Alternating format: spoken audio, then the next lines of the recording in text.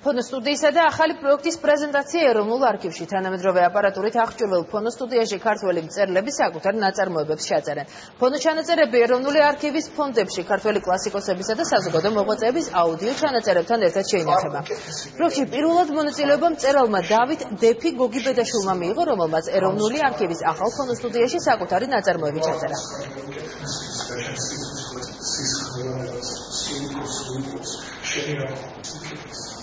ჩვენ უნდა ავადგინოთ ტრადიცია ხმების დატოვებისა.